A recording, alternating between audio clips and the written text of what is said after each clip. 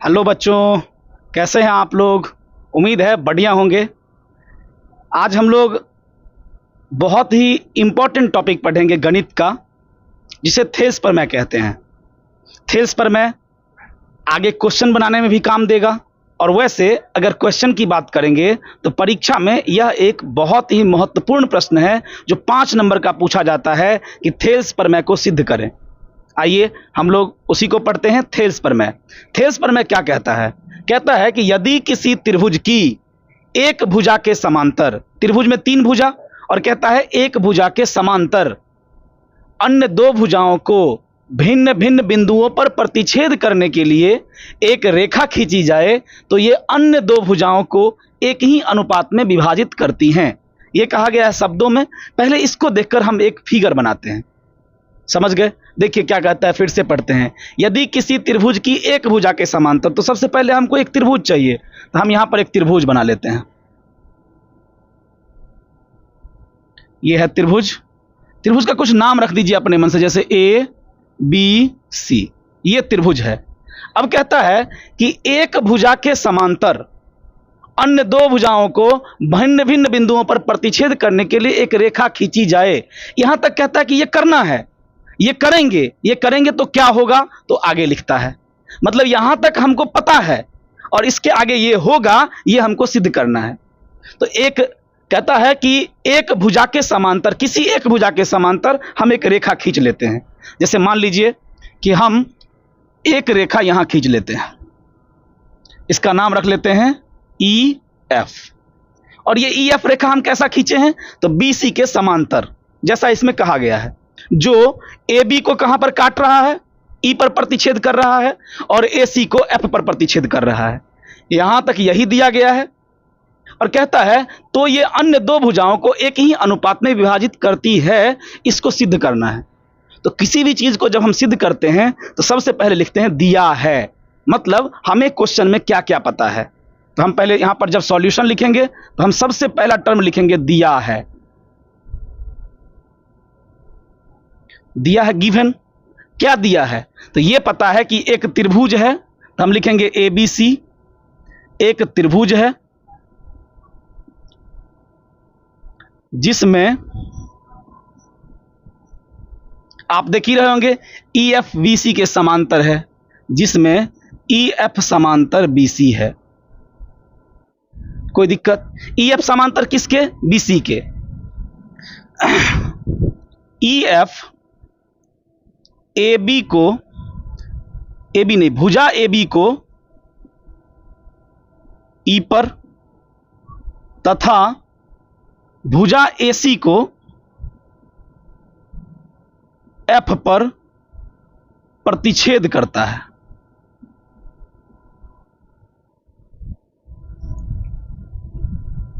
देखिए कुल मिला के अगर थ्योरम पढ़ते हैं तो हमको पता इतना ही चीज है कि ए बी सी एगो त्रिभुज है, उसमें ई एफ बी सी के समांतर है। ई एफ कैसा है? तो जो ए बी को ई बिंदु पर और ए सी को एफ बिंदु पर प्रतिच्छेद करता है। इसके बाद जो अगला टर्म लिखते हैं वो लिखते हैं सिद्ध करना है। सिद्ध करना है मतलब ये तो हमको पता है, इसका रिजल्ट क्या आता है उसको हमको प्रूफ करना है। तो कहता है तो ये अन्य 2 भुजाओं को एक ही अनुपात में विभाजित करती है। मतलब इधर वाले भुजा का अनुपात और इधर वाले भुजा का अनुपात 1 होना चाहिए, बराबर होना चाहिए। तो इधर ये ई कैसे बांट रहा है, तो ए ई बट्टा ई बी। हम इधर लिखेंगे ए ई बट्टा ई बी। इधर देख रहे हैं ई इसको बांट दिया है, यहां से बांट दिया है। ए ई ऊपर में या ई बी नीचे में, तो अनुपात बना दिए। जो अनुपात इधर का वही अनुपात उधर का, मतलब ए एफ बट्टा एफ सी। ए एफ बट्टा एफ सी। हमको यही सिद्ध करना है कि एक ही अनुपात में विभाजित करता है। अब इस क्वेश्चन को बनाने के लिए, इस प्रूफ को बनाने के लिए हमें करना पड़ता है इसमें रचना। हर क्वेश्चन में रचना नहीं होता है, लेकिन किसी किसी में रचना होता है। जैसे इसमें रचना है तो हम लिखेंगे अब रचना। रचना वैसा चीज है जो किसी क्वेश्चन को बनाने के लिए, किसी क्वेश्चन को हल करने के लिए, या किसी प्रमेय को सिद्ध करने के लिए हम अपने मन से सहायता लेते हैं उसकी। इसमें भी रचना है। रचना पर ध्यान रखिएगा क्या क्या रचना है, तो हम रचना करने जा रहे हैं। देखिए एक रचना तो ये है कि आप यहां देख रहे होंगे बी, यहां देख रहे होंगे एफ। ये बी से एफ को मिला देंगे, कुनमी समझ रहे होंगे। उसी प्रकार ई और सी को कोनमा कोनमी मिला देंगे, आराम से याद हो जाएगा।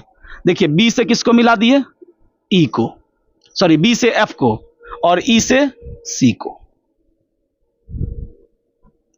यह बहुत आसान है रचना, याद हो भी गया होगा। नीचे में जो कोनमा कोनमी है ना उसको मिला दिए, ई से मिला दिए सी को और बी से मिला दिए एफ को। ये रचना याद हुआ, क्या क्या किए समझे, कोना कोनी मिला दिए। तो हम यहां लिख लेते हैं बी एफ तथा ई सी को मिलाया। एक और रचना इसमें होता है, उसको भी ध्यान रखिएगा। देखिए क्या किया जाएगा, ये जो आप ई देख रहे हैं ना ऊपर वाला त्रिभुज, ये ई से इस पर लंब डाला जाएगा और एफ से इस पर लंब डाला जाएगा, दोनों से सामने वाले पर लंब डाला जाएगा। थोड़ा सा रचना पर ध्यान रखना पड़ेगा। जैसे देखिए ई से ऐसे करके लंब डाला जाएगा, कुछ नाम मान लीजिए, ई एम मान लीजिए, और इधर से इधर लंब डाला जाएगा। इसको मान लीजिए एम, तो ये हो जाएगा एन। मतलब समझे, एगो लंब खींचा गया है ई एम और एगो लंब खींचा गया है एफ एन। लेकिन ये ई एम लंब किस पर, तो ए से लेकर सी तक पूरा पर, और एफ एन लंब किस पर, तो ए बी पर। तो ये लंब अपने मन से खींचे हैं, इसीलिए हमको इसको भी रखना पड़ेगा रचना में। तो रचना में और क्या लिखने वाले हैं, तो लिखेंगे, देखिएगा ध्यान से, ई एम लंब किस पर डाला, ए सी पर, तथा उधर से देखिएगा एफ एन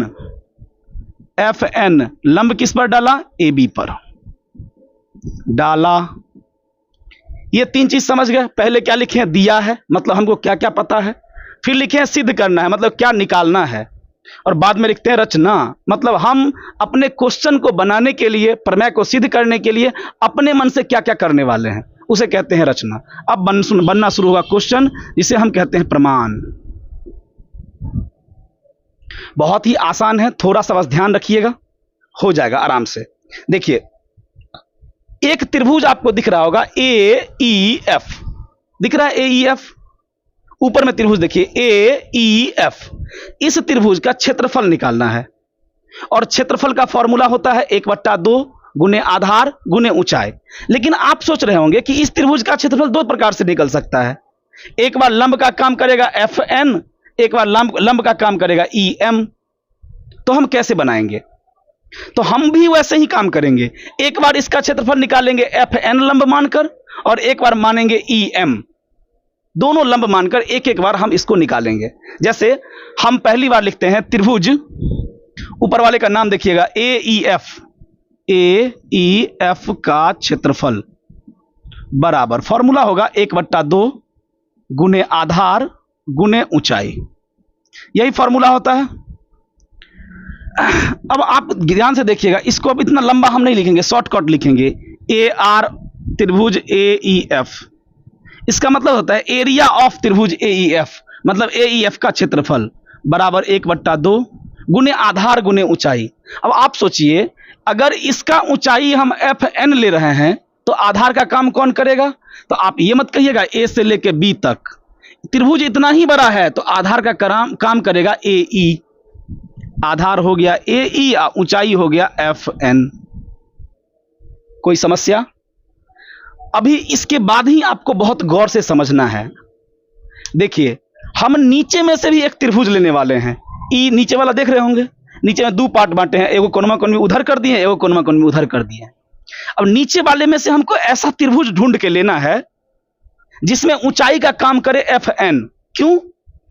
क्योंकि अभी जो हम त्रिभुज ऊपर में लिए हैं ए ई एफ, उसमें ऊंचाई का काम कर रहा है एफ एन। तो हम नीचे भी ऐसा त्रिभुज लेंगे जिसमें ऊंचाई का काम करेगा एफ एन। क्लियर है? तो ऐसा त्रिभुज ढूंढिए। तो देखिए त्रिभुज कैसे ढूंढिएगा, त्रिभुज हो जाएगा ई एफ बी, या इसको कहिए बी ई एफ। त्रिभुज का नाम बी ई एफ। ये अगर आप त्रिभुज लीजिएगा तो इसमें इस पर से ये लंब डाला गया है एफ एन। जैसे मान लीजिए कोई त्रिभुज ऐसे करके बनता है, ये त्रिभुज है, हमको इसका क्षेत्रफल निकालना है, तो हम इस पर लंब डालते हैं। तो लंब कैसे डालेंगे, तो यहां से ऐसे करके लंब डालेंगे, ये हो गया लंब। ये लंब मतलब ऊंचाई का काम करेगा। अब ये ऊंचाई का काम तो कर रहा है लेकिन त्रिभुज के अंदर में नहीं है, तो ये ऊंचाई यही लेना पड़ेगा।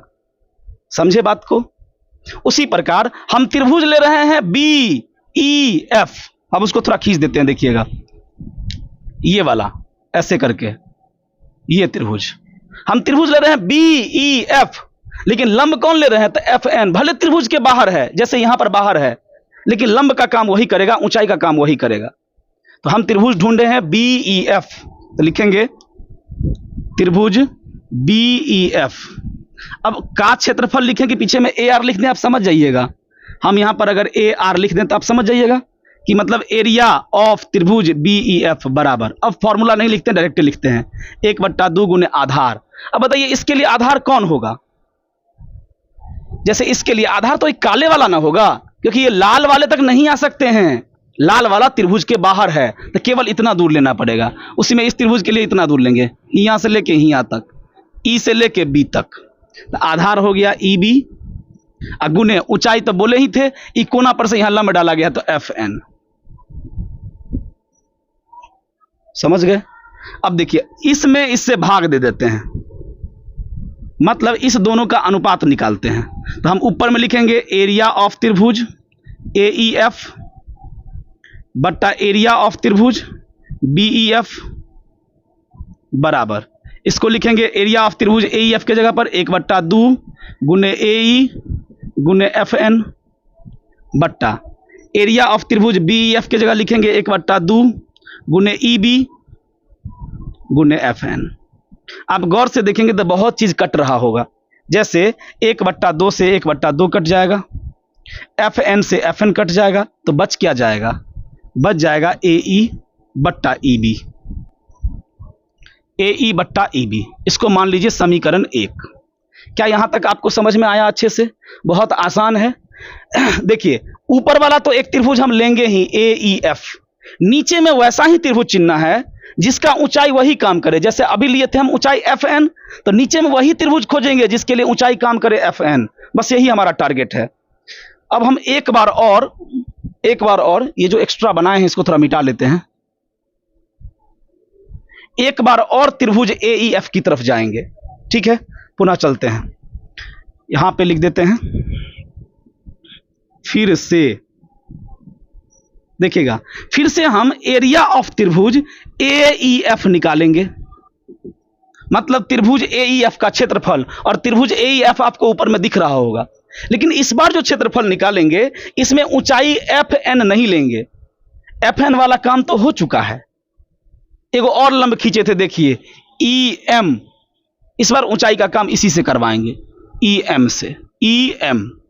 तो बताइए अगर ऊंचाई का काम करेगा EM तो आधार भी तो बदल जाएगा, आधार हो जाएगा AF। जेकरा पर ऊंचाई खड़ा रहता है उसी को ना आधार कहते हैं, जिसके साथ 90 डिग्री बनाता है। तो इस बार 90 डिग्री बना रहा है AF के साथ है, तो ऊंचाई का काम कर रहा है अगर EM तो आधार का काम करेगा AF। और फॉर्मूला होता है 1/2 गुने आधार गुने ऊंचाई, तो आधार का काम AF और ऊंचाई का काम EM। फिगर देखते रहिएगा। अब फिर से हम वही बात कर रहे हैं, ऊपर वाला त्रिभुज एक बार ले लिए, अब नीचे में वैसा त्रिभुज ढूंढेंगे जिसमें ऊंचाई का काम करे EM, क्योंकि ऊपर वाले में ऊंचाई का काम किया है EM। समझ गए? अब ऐसा त्रिभुज कौन सा है? तो आप देखिए त्रिभुज को ठीक से, CFE, CFE, ये वाला त्रिभुज दिख रहा है जहां सांप बनाए हैं हम। इस त्रिभुज में देखिएगा तो इसके एगो शीर्ष पर से लंब डाला गया है EM, तो लंब का काम करेगा ना EM ऊंचाई का, तो वही त्रिभुज पर टारगेट करते हैं। त्रिभुज का नाम बोलिए CFE। तो अब लिखेंगे, अब एरिया ऑफ त्रिभुज CFE बराबर, फिर से होता है 1/2 गुने आधार गुने ऊंचाई, तो 1/2 गुने ऊंचाई तो हमको मालूम है कि हमको EM लेना है, और EM इस पूरे भुजा का ऊपर है, लेकिन त्रिभुज के अंदर तो आता है F से लेके C तक, तो हम C से लेके M तक थोड़े ले लेंगे। ये ऊंचाई त्रिभुज से बाहर है, तो आधार का काम करेगा C से लेके F तक, तो हम उसको लिखेंगे FC। अगुने ऊंचाई का काम कर रहा है EM। क्लियर है? अब फिर से जैसे यहां पर इसका क्षेत्रफल निकाल लिए थे, इसका निकाल लिए थे, दोनों का अनुपात निकाल लिए थे, यहां भी वही करने वाले हैं। इसका निकाल लिए, इसका निकाल लिए, दोनों का अनुपात कर देते हैं। लिखते हैं अब बताइए क्या करेंगे, इसको ऊपर इसको नीचे, तो लिखेंगे एरिया ऑफ त्रिभुज AEF, एरिया ऑफ त्रिभुज AEF बट्टा एरिया ऑफ त्रिभुज नीचे में क्या है CFE, त्रिभुज CFE बराबर AEF के लिए 1/2 गुने AF गुने EM, 1/2 गुने AF गुने EM बट्टा CFE का क्या लिखा है, CFE का 1/2 गुने FC गुने EM, 1/2 गुने FC गुने EM। फिर आप देखिए कट रहा होगा कोई ना कोई, अच्छे से समझ में आ रहा होगा कि देखिए 1/2 से 1/2 कट गया और EM से EM कट गया। हमारा टारगेट समझे क्या फिट हुआ था, दोनों जगह देखिएगा कटवाने के लिए ये काम किए हैं। यहां से क्या आ गया तो बराबर लिख देते हैं, आ गया AF अब बट्टा आ गया FC।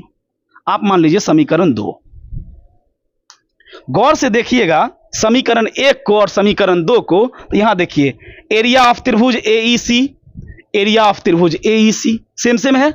नीचे देखिए एरिया ऑफ त्रिभुज BEF, लेकिन यहां पर अलग है, एरिया ऑफ त्रिभुज CFE अलग अलग है।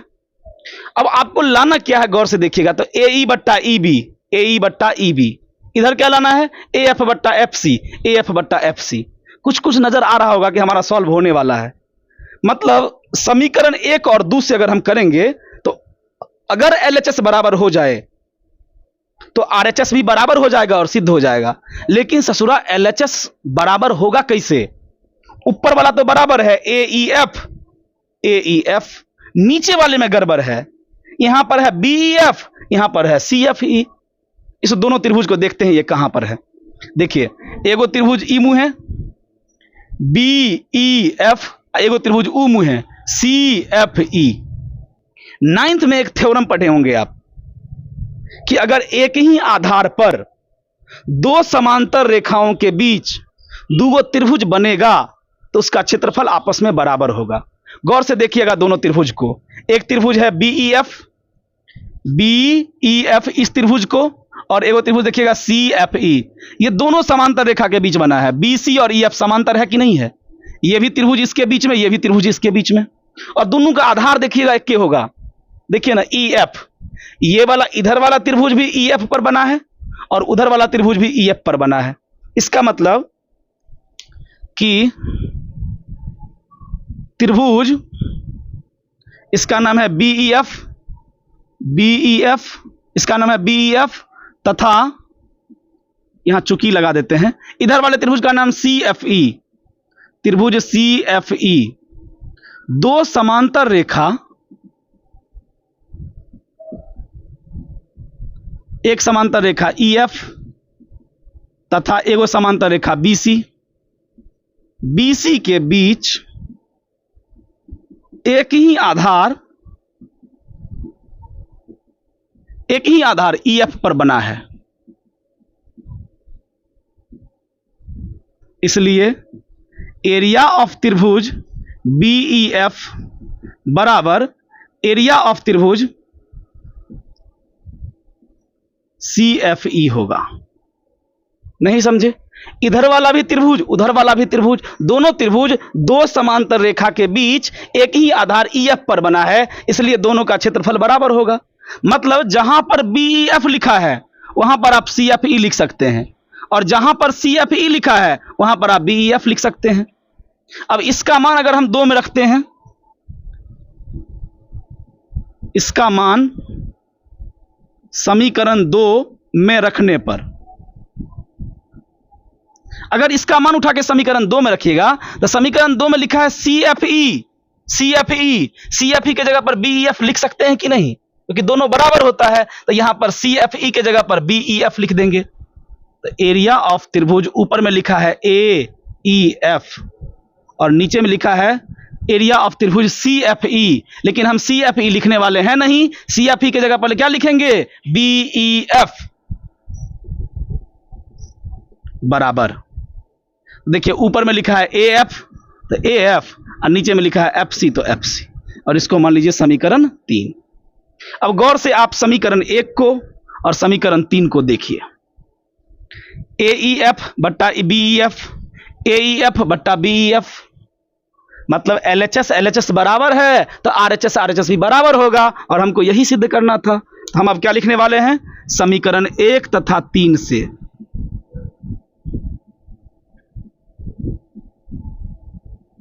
समीकरण 1 तथा समीकरण 3 से। समीकरण 1 में LHS बराबर और LHS बराबर तो RHS भी बराबर होता है, मतलब AE बट्टा EB बराबर AF बट्टा FC। देखिए यही प्रूफ करना था या नहीं? लास्ट में लिख देंगे यही सिद्ध करना था। ये था थेल्स प्रमेय। बहुत टफ नहीं है, थोड़ा सा आपको लेकिन रचना ध्यान में रखना है और थोड़ा टेक्निक ध्यान में रखना है कि त्रिभुज कौन सा ले। एक बार ऊपर वाला छुटका और नीचे में से कौन सा त्रिभुज ले, तो वैसा त्रिभुज लेना है जिसमें वही लंब काम करे। इस प्रकार हमने पढ़ा थेल्स प्रमेय। इसका स्क्रीनशॉट ले लीजिएगा और हम मिलते हैं अगले थ्योरम के साथ।